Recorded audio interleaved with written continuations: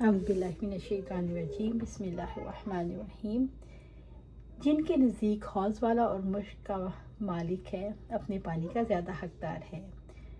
عبدالعزیز نے بیان کیا، ان سے ابو حازم نے سہل بن سعد رضی اللہ عنہ نے آپ صلی اللہ علیہ وسلم کی خدمت میں ایک پیالہ پیش کیا۔ آپ صلی اللہ علیہ وسلم نے اسے نوش فرمایا۔ آپ کی دائیں طرف ایک لڑکا تھا جو حاضرین میں سب سے کم عمر تھا۔ بڑے عمر والے صحابہ آپ کی بائیں طرف تھے۔ آپ صلی اللہ علیہ وسلم نے فرمایا، لڑکے، کیا تمہاری اجازت ہے کہ میں اسے پیالے کا بچا ہوا پانی بوڑھوں کو دوں؟ اس نے جواب دیا، آپ صلی اللہ علیہ وسلم، میں تو آپ کا چھوٹا اپنے حصے کا کسی کو دینے والا نہیں۔ آخر آپ نے پیالہ اسی کو دے دیا۔ اس باب سے مطابق اس طرح ہے کہ حوض اور مشک کو پیالے پر قیاس کیا۔ ابن منیر نے کہا، وجہ مناسبت یہ ہے جب داہنی طرف بیٹھنے والا پیالے کا زیادہ حقدار ہو، صرف داہنی طرف بیٹھنے کی وجہ سے جس نے حوض بنایا، مشک اختیار کیا اور بطریق اول پہلے اس کا پانی کا حقدار ہوگا۔ ابو ہریرہ رضی اللہ عنہ سے سنا کہ آپ صلی اللہ علیہ وسلم نے فرمایا، اس ذات کی قسم جس کے ہاتھ میں میری جان ہے، میں قیامت کے دن اپنے حوض سے کچھ لوگوں کو اس طرح ہانک دوں گا جیسے اجنبی اونٹ حوض سے ہانک دیے جاتے ہیں۔ یہیں سے باب کا مطلب نکلتا ہے کہ آپ صلی اللہ علیہ وسلم اس حوض والے پر انکار نہیں کیا، اس امر کا کہ وہ جانوروں کو اپنے حوض سے ہانک دیتا ہے۔ عبداللہ بن محمد نے بیان کیا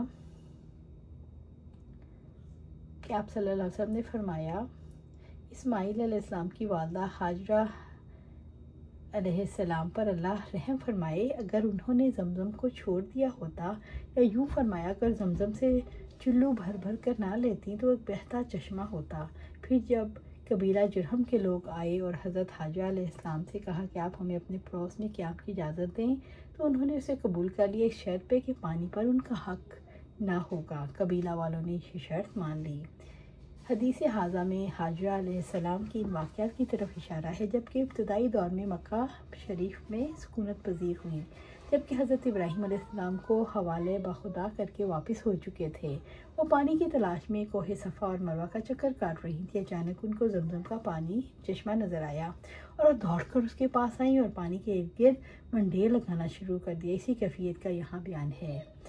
اس حدیث کو یہاں یہ مسئلہ بیان فرمانے کے لیے لائے ہیں، کنویں یا تالاب کا اصل مالک اگر موجود ہے تو بہرحال اس کی ملکیت کا حق اس کے لیے ثابت ہے۔ حضرت حاجرہ علیہ السلام کے اس قول پر کہ پانی پر تمہارا قبیلہ بنو جرہم کا کوئی حق نہ ہوگا، اس پر آپ صلی اللہ علیہ وسلم نے انکار نہیں فرمایا۔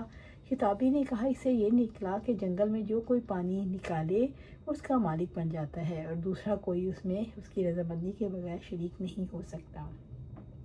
حاجرہ علیہ السلام ایک فرعون مصر کی بیٹی تھی جسے حضرت ابراہیم علیہ السلام ان کی بیوی حضرت سارہ علیہ السلام کی کرامات دیکھ کر اس نے اس مبارک خاندان میں شرکت کا فخر حاصل کرنے کی غرض سے ان کے حوالے کر دیا۔ اس کا تفصیلی بیان پیچھے گزر چکا۔